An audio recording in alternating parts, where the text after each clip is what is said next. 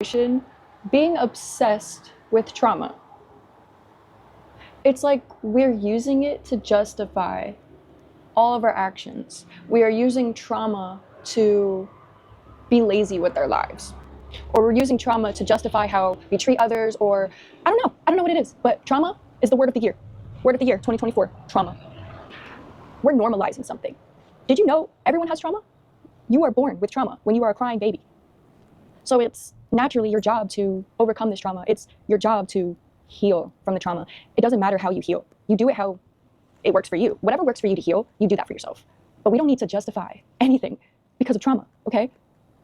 If anything, back in the day, PTSD was all through wartime veterans. Well, not all of it, okay? I'm not gonna speak for the past. I was never born in the past, okay? But from my knowledge, no one cared about that.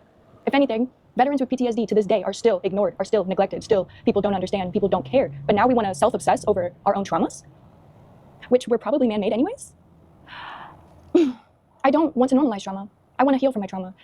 I also feel like I've grown a lot through my own traumas. So for me to sit here and talk about them constantly, what is that doing for you? What is that doing for myself?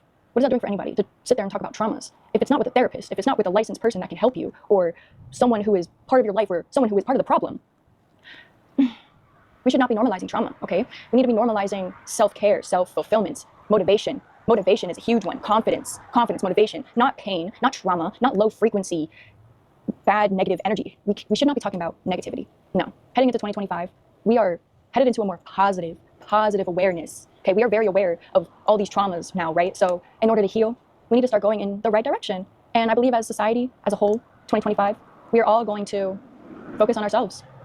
In order to heal, sometimes you need to be alone. Sometimes you need to, push people away or push yourself away. And that's okay, honestly.